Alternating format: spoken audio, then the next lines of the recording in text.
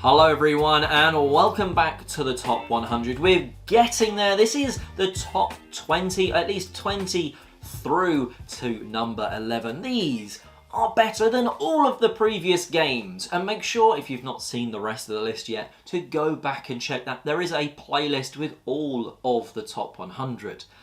Now, let's jump in at number 20. Number 20 is one of the only games, if not the only game on this list that I have repurchased. Now I don't mean like Seven Wonders where I've bought the second edition and getting rid of the old one or something like that. Maybe I've bought a fancy special edition on Kickstarter and I've got rid of it. No, I have repurchased the exact same box because I got rid of it, and that is Zombicide Black Plague. Now, I originally got rid of my Black Plague box because I'd got the Green Horde Kickstarter, and that was many boxes. So why would I need Black Plague? Well, actually, it turns out, to me, the simplicity, the brilliance that was Black Plague, well, Green Horde just added a bit too much. The different types of zombies, the orcs, it wasn't quite as fun for me. Which meant it was slightly harder to get to the table. Whereas Black Plague, I really do love. It's got the perfect amount of dice throwing. I know I always say on these lists, I don't like dice. Dice hate me. Well, you know what? If the dice hate you, get a gun in... Oh, not a gun, but get a weapon in this that allows you just to roll a handful of dice. And that way, you can really have some fun. You know, you can get different types of weapons, some range, some melee. Sometimes you're really up close and personal as this huge horde of zombies is coming towards you. Yeah, it's not maybe as big a horde as in Green Horde, but it just feels like you're cooler. You know, your character's not just going to mow down all of the zombies in one go with a catapult. No, you've got to use your bow or your sword to take them out. You've got someone else sort of hiding behind a shield. It just feels like it really should. It's maybe a little bit harder. Maybe just there's something about just the perfect balance of killing zombies, getting some new gear, and going through these really, at sometimes, big missions where you're going across this huge map trying to get the objectives. Slowly but surely, things are going worse because you're leveling up, and when you level up, more stuff spawns, or bigger stuff spawns. Instead of a couple of walkers, an abomination? Oh my god! That's going to be hard to take down. Sometimes you need to run away from it. Sometimes you don't. Like I say, it's got the perfect amount of just dice throwing, luck. Some people would call it like a beer and pretzel game where you can just play it, chat, chill. And that's exactly what I want from that sort of zombie game. I will love the plastic minis. I love the fact that it's ridiculously, sort of, those minis are over the top. I really like getting a load of plastic on the board, running your characters around, levelling them up. They're all a little bit different, all a bit cool in their own ways. I nearly said Marvel Zombicide, which I'm expecting to come soon. Let's see if it knocks Black Plague down a little bit. But Black Plague, for me at the moment, is the best Zombicide you can get.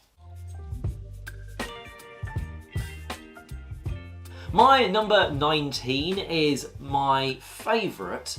Now, I said earlier in the list there's another one that might slowly rise. Maybe this one will fall as a result. But this is my favourite hidden movement game. This is a one versus all game, and it's Whitehall Mystery. In this game, one person is the Jack the Ripper style character as they slip between the buildings, hide around the map as the police and potentially the police dog sort of try and close in. They try and work out where you've been, where you're aiming for roughly, and try to pen you in. It's got all of the sort of parts that you'd want, of the trying to work it out as the policeman, the sort of deduction of where someone's been, the path they might use. It's got the little powers that maybe allows the Jack character to slip across the river or something, just to make me think, oh, well, they were in this section, wait, maybe they went that way, and it was like, oh, they've got that power, they could have escaped this way. So you've got the deduction, you've got the never almost, until the very end, if you're the police, you're never quite certain that's where they are, until that is where you try and catch them and you manage it. The Jack person's got that thing. I like this as like a 1v1, but you can very nicely allow the sort of the police team to be played by multiple players, and then the Jack player is sat there listening in, like, okay, you're going there. I think I'm going to move over here then. And you kind of, it's like the police know that you can hear what they're saying, and maybe they can try and force you into doing something. You've got that real bit where it's like, I'm stood right next to you and you don't know. Some really great things like that, and it has a really short playtime, like 30 to 45 minutes. It doesn't have anything extra. You are just trying to either hide or capture, effectively. Yes, the Jack person has to get to some certain locations around the board, but that's what that's your objective, but you're just trying to also avoid capture.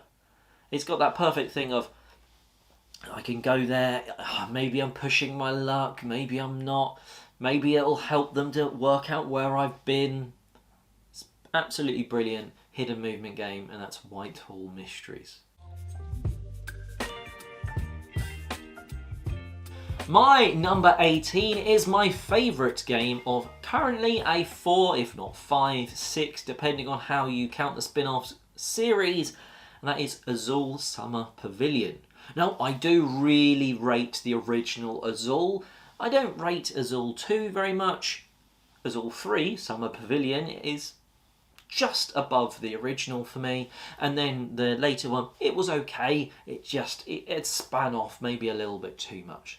In Azul though, in all of them, you've got these factory tiles in the middle. Not so much number 4, but we'll forget about that for now. You've got these factory tiles in the middle. On your turn, you take all of one colour from one of the tiles and slide the rest into the middle. The middle is then open. A player can take from the middle, but they'll take the first player token and normally lose some points along the way for being the first to choose. But then they're first in the next round, so they've got an advantage. And in Summer Pavilion, you're building out in a really nice way. It's slightly less restrictive. It feels a lot less punishing than the original Azul. You have to, in my mind, be maybe more in the mindset for a slightly cutthroat experience if you want to play the original Azul. But if you want to play Azul where it's a bit more friendly, that's where Summer Pavilion, to me, it's just that bit more friendly, it's just easier to play, it's nicer to play, you're not brain burning quite as much. I know I'm talking about multiple games here, but that's why, for me, it just edges the original Azul. Both of them, you could say Azul or Summer Pavilion, have that brilliant bit of, I'm trying to collect this sort of colour of tile to add it to my board to score points, and then maybe some bonus points. But the original, you can really screw people over. Summer Pavilion, you can screw someone over, but because you can like carry some sort of tiles to the next round, you're not just going to be losing buckets of points, which is what I found happening with the original. So yeah, it is the slightly friendlier version. Not everyone's going to like the friendlier nature of the game. But for me, Summer Pavilion, it has those chunky tiles. It's got that great selection mechanic from the middle. It's got, I want to collect this sort of set of colours to add that to my board. It's got all that. And it's a nice colourful, nice to play, nice to other people around the table game. And that's Azul Summer Pavilion.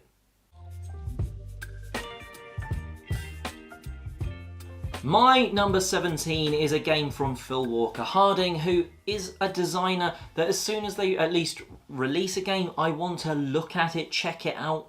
Sometimes there are a little miss, but Bärenpark was certainly not one. Now, it's expanded by Bad News Bears, which adds grizzly bears, big tiles, and some monorails. Love that as an extension, but even the base game, the way you start off with this small bear park, it's empty, there's some symbols on the board. You take some tiles, you add them onto that board. Where you cover up allows you to take new tiles. Now, if you cover up this green one, maybe it's just one of those small green tiles. They're kind of good. Maybe it's good for an objective, but maybe if you cover this orange one, you're going to get a much bigger piece. Or if you cover this worksite, you'll get another board, and you're going to be building out a park that's 4 boards in total, covering it with these tiles of the different types of bears. And you're trying to maybe get pandas quickly because it's the first to get 3 panda enclosures down scores a bonus points. You're trying to finish the individual boards quickly because then there's one spot that you can't build on, gets a bear statue when the rest is complete. And the quicker you do it, the more points it's worth.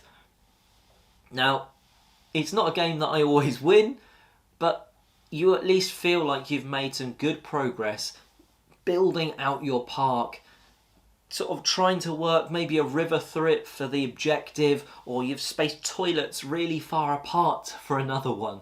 It's just got so many different objectives, and the expansion just sort of amplified that with some more different tiles and extra stuff, the monorails, extra ways to score points. And it's just a great polyomino placement game. The only drawback is trying to get it all back in the box. That's Bärenpark.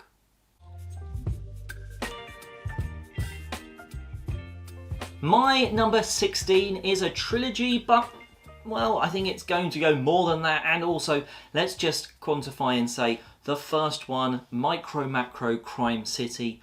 What a game.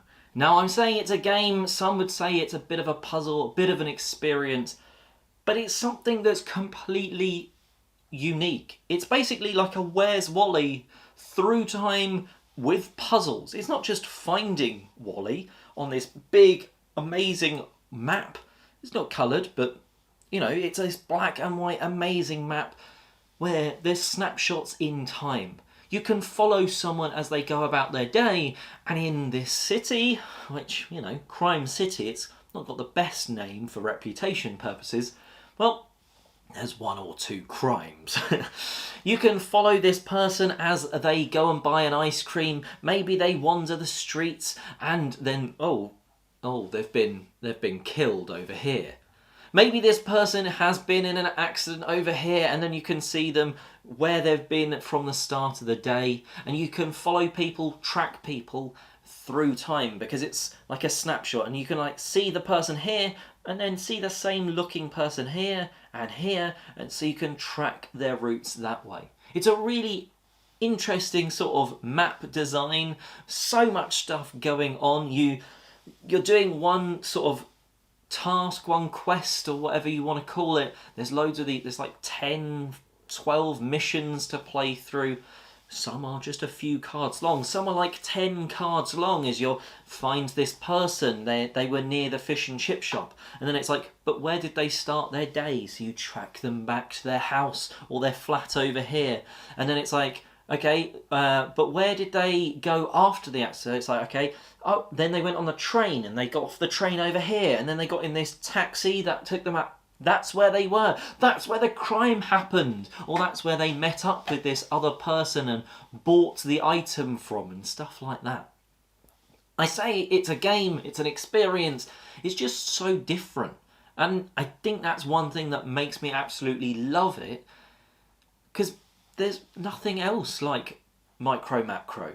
It's just different. It is Where's Wally plus. You can't play it with many people. 2 is the perfect number for me. 1, I would be very happy to sit and play it, but, well, my wife would probably be quite irritated that I didn't play it with her because we've enjoyed all of the MicroMacros so far together. Just piecing together the clues of where did this person go, what were they doing, what shouldn't they have been doing, where did the person that killed them go, and different things like that. It's not as for families as it looks. Even the ones that have got the later editions have got like, oh, warning, this might not be, you know, suitable for children. It's like, well, they're all kind of about murders or selling drugs, or someone was flashing someone in the first one. It's like, none of these are exactly for children, but it looks like the theme should be. But yeah, it's a brilliant experience. Highly recommend MicroMacro Crime City, and it's very easy to get that name mixed up. MicroMacro, Macro, Micro. But yeah, put it in Google, you'll find it, you'll enjoy it. It's good fun.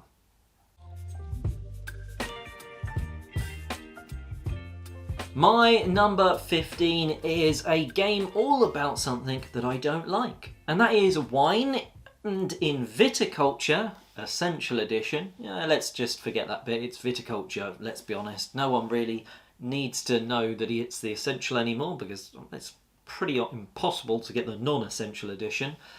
Viticulture is a fantastic game from Stonemaier Games, where it just makes sense. You get these mamas and papas, they give you your starting resources, maybe some certain cards, a bit of money, maybe a building that no one else has built yet, but you've got access to it. And there's worker placement throughout the seasons. If you get the Tuscany board, it's got all of the different seasons. If you don't, it's just got like summer, winter and autumn, fall. And then you reset and stuff, but get the Tuscany one eventually. You don't need it straight away, but it does improve the game. You get the 4 seasons, then you get orange cards which are structures that you can build on top or like on the side. In addition to the other buildings like windmills, you can build out your cellar so you can hold more wine. And you've got this whole process of, right, I've got these grapes in this field, right, I need to go and harvest the grapes. Later in the year, I need to squish them down and turn them into wine. Then, oh, my cellar's not big enough, so I need to go and upgrade that building. I need to get the money to do that. Or maybe I've got this card that allows me to play that card in this season, and that means I can spend less money to upgrade my cellar. That now means that will fit in, and oh, I can maybe mix these colours of grapes together to make a slightly more expensive wine and different things like that.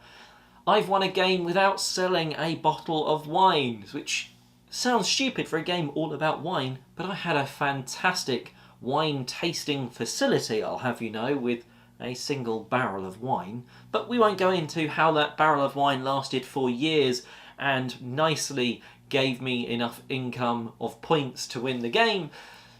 But it just means there's different strategies. Yes, there is luck of what comes out the decks, but there's also so many ways to get cards that it's like, okay, you got some bad cards, you'll draw some more, and then maybe they work perfectly for whatever your strategy is. You can get income by selling wine to wine orders, then you get money income coming in each round. Well, all of a sudden I don't need to be taking that action for money anymore. I've just got loads of it. Oh, let's spend it on this. Let's use it to get more workers. And you've got the best thing, which apparently wasn't in the game originally, is the Grande worker. Worker placement games, the crux is I've got there first. I'm internaled, I've got there first. You can't use that worker placement spot. The Grande meeple means once per round you can go, I'm using that action. I'm not going to get a bonus because I can't go on a special space or whatever, but I can still do that action even though you've blocked it. Now it means I've used my Grande worker. I can't, for the rest of that round, I'm forced to, if you've blocked me, not do something. But that it really elevates the experience, and I couldn't imagine playing Viticulture without the Grande worker anymore. The expansions add in like special workers that you can hire, so they do something special or different when you use them. It's not necessary, but it does just add that twist to make the game feel fresh and different and pretty damn awesome. Super excited at some point very soon to be trying Viticulture World, which is almost a separate game but a co-op spin-on on the game. Very excited for that expansion, which I do have, just haven't played yet. But Viticulture, an absolutely amazing worker placement game, even though, and it captures the theme really well, even though I don't care about wine. Anyway, Viticulture, brilliant game.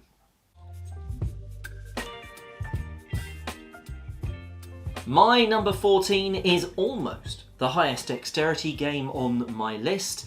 This is the coolest one, the penguinist one. It's a game where I always get both boxes out. It's ICECOOL 1 and 2.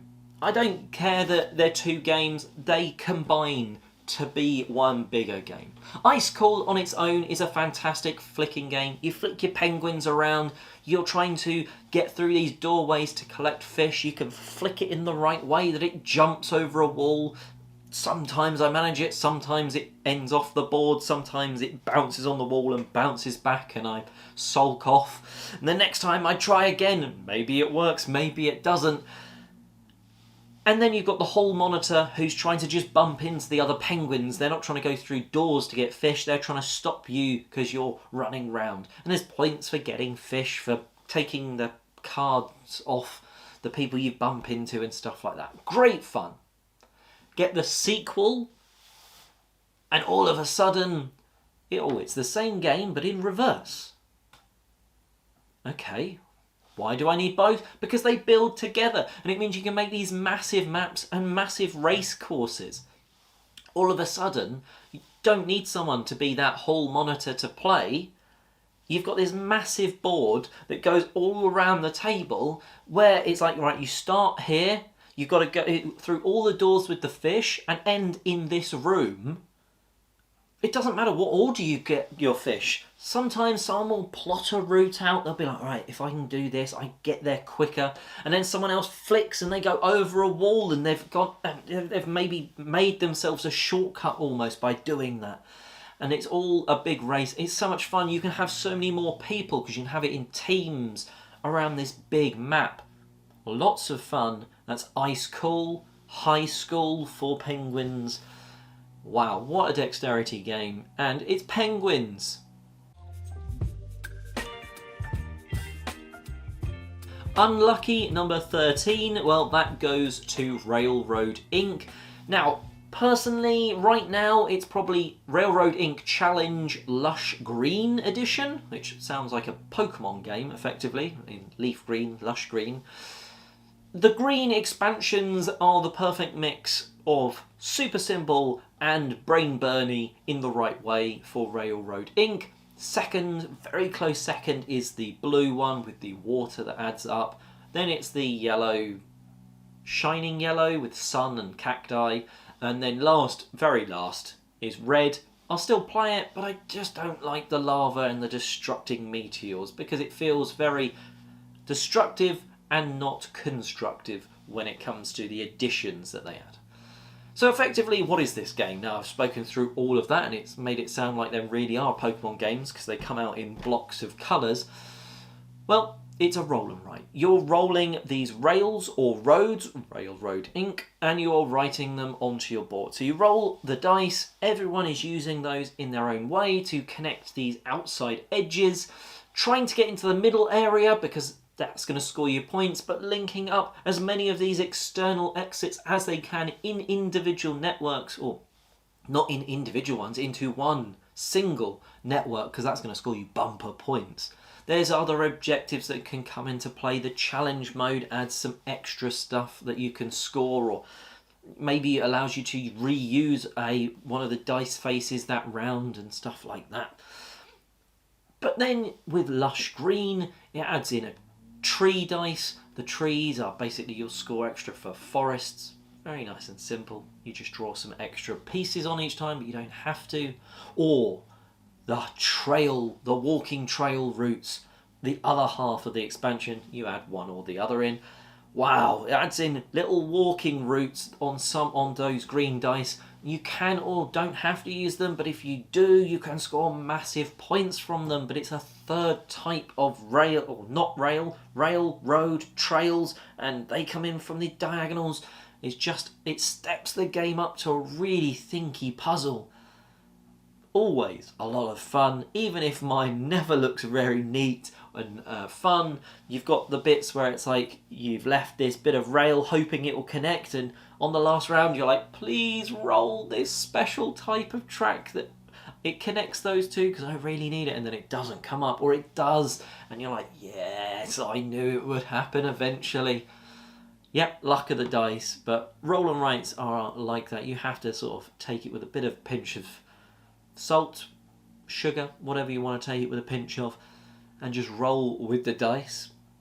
And yeah, it's an absolutely phenomenal roll and write. Really enjoy the series. Some of the expansion dice I could leave. Some of the bigger maps, or different maps with mountain bits on, that's awesome. There's other expansions which have like bits where you pen on at the start and you can't put roads or whatever through them. Lots of bits to keep the game fresh, but just if you're going to get one box, I would recommend that lush green railroading challenge box. It's just so much fun, and you've got nice light-hearted trees, the forests, or you've got brain-burny trails. You've got the mix, as well as just the great standard dice play. Number 12 goes from a small box with dice to a big box with dice.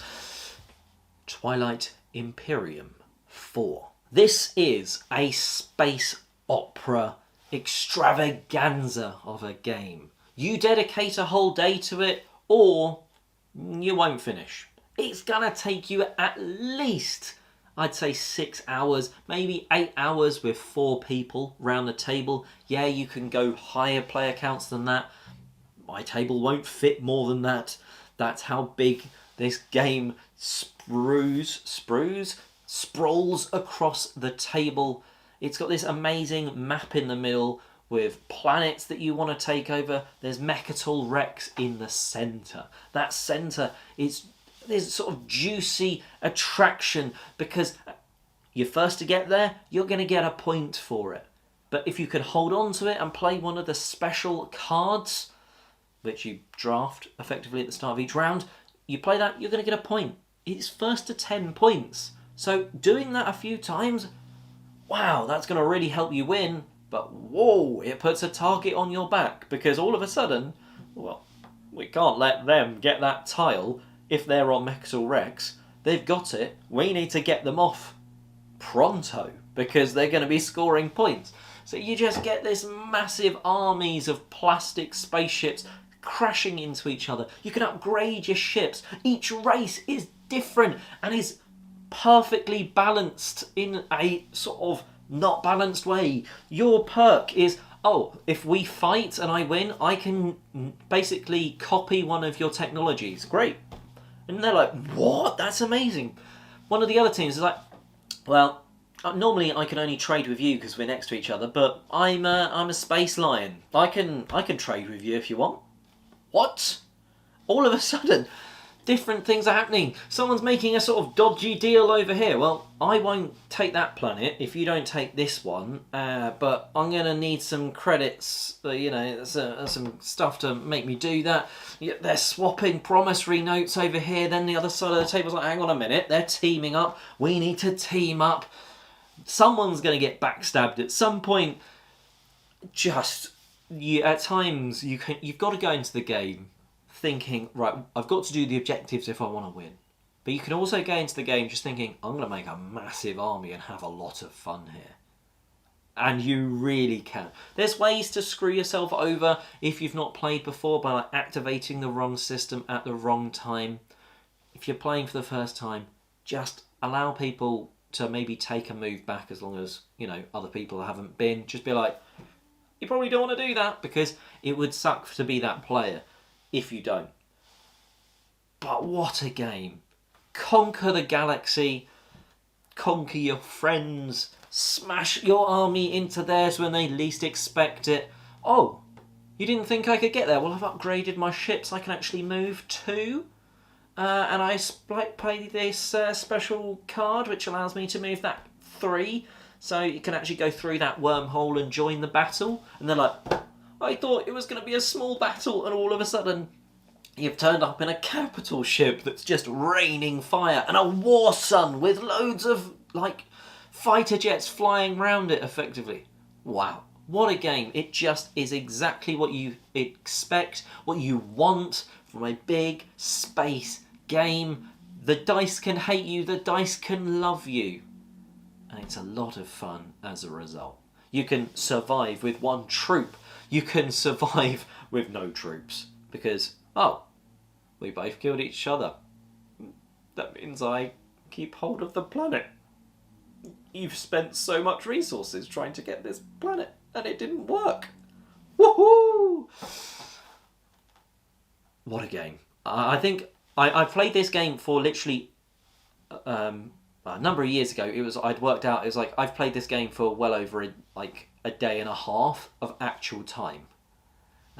It's got up since then. I don't have the expansion. I don't think it's necessary. I wish that they'd put that expansion out as modular so you could just use bits and pieces. It's kind of like an all or nothing thing.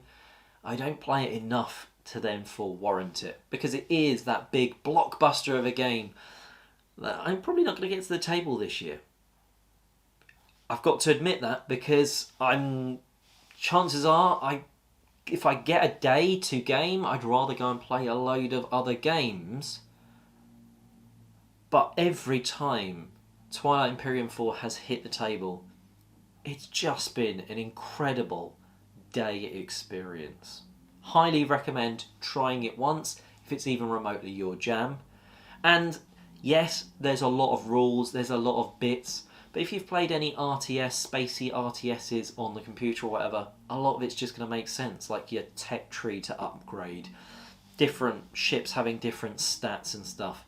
It looks like it's a lot, but actually, if you've played any of those games, it's not all that extra. Anyway, that's Twilight Imperium 4.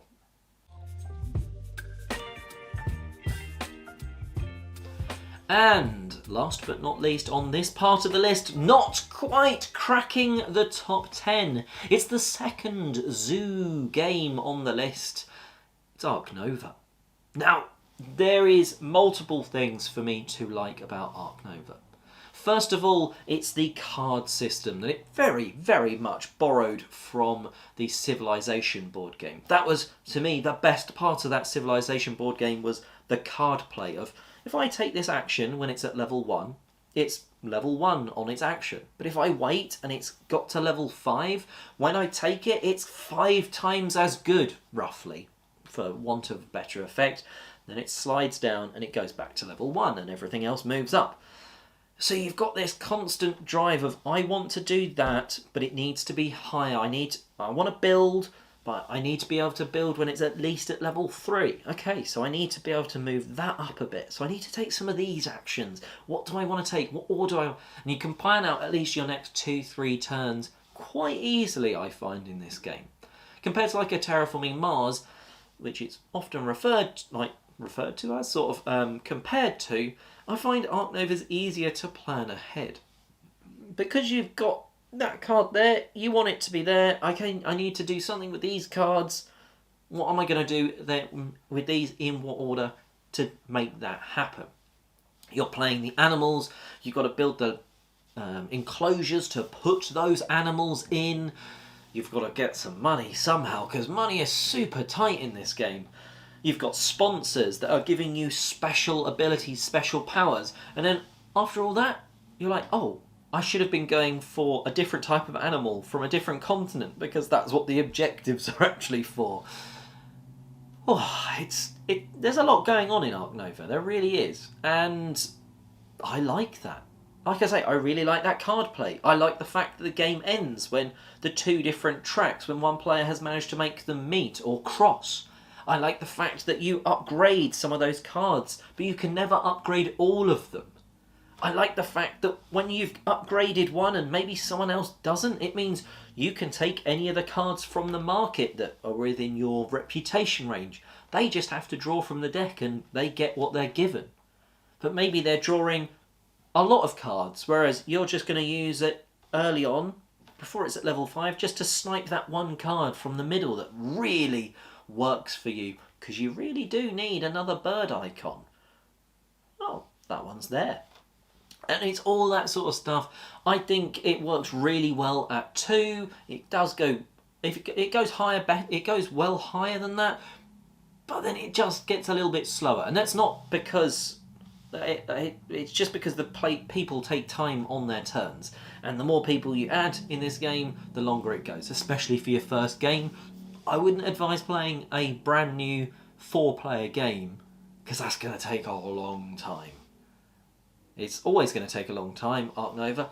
But if you play it at 2, you certainly can get it quite quick. And you get these glorious animals, glorious powers, special tiles that cover up bits that trigger stuff on your personal board, which has its own power. You've got Steves. Steves being what I call the associate people that you send off to the board. You can unlock more, and then you can do more of those association actions. So many different routes. Really like it. That's Ark Nova. But it didn't quite make the top 10. Tune back in very soon in the next couple of days for the final 10 of the top 100. Please stay subscribed for that. Please watch out for it, because it'll be great to sort of see a lot of people really enjoying that final top 10 of the top 100.